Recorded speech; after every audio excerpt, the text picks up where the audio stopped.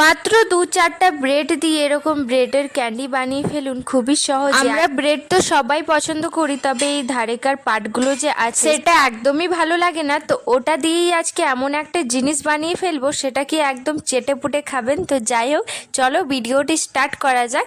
Hello guys, কেমন আছেন সবাই? আশা করি সবাই ভীষণ ভালো আছেন। তো আজকে যে রেসিপিটা বানাচ্ছি সেটা খুবই দুর্দান্ত একটা রেসিপি। ফেলে দেওয়া জিনিসটাই কিন্তু খুব সুন্দরভাবে একটা রেসিপি তৈরি করে ফেলবো। তার জন্য লাগবে আমার কটা ব্রেড, আর ব্রেডের যে ধারের যে অংশগুলো থাকে সেটা আমি এইভাবে কেটে বের করে নিচ্ছি। আর হোয়াইট কালারের যে মাঝখানে অংশটা সেটা কিন্তু লাগবে না, সেটা সরিয়ে দেবেন। আর এই পার্টগুলো লাগবে। তো এবার এটার মধ্যে কিছুটা লাগবে সস। আমার কাছে সস ছিল না, সেই জন্য আমি টমেটোর একটু মিষ্টি দিয়ে সস বানিয়েছিলাম। ওই সসটাই আমি এইভাবে লাগিয়ে নেব। চারিদিকে লাগানোর পর এইভাবে এটা মুড়ে নেব। তারপর একটা টুথপিক কাঠির সাহায্যে কিন্তু আমি এটা ঢুকিয়ে দেব, যাতে আটকিয়ে থাকবে। আর সবটা আমি এইভাবে করে নিচ্ছি। যদি আমার এই রেসিপিটা ভালো লেগে থাকে তাহলে অবশ্যই একবার বানিয়ে ফেলবেন, খুবই সহজে।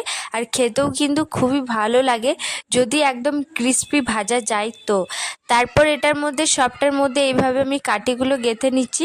তাছাড়া মানে এটা খুলে যাবে, সেই জন্য এইভাবে করে নেব। সবগুলোই এইভাবে করে নিলাম। আর দেখতে কতটা সুন্দর লাগছে দেখুন, একদম ক্যান্ডির মতো।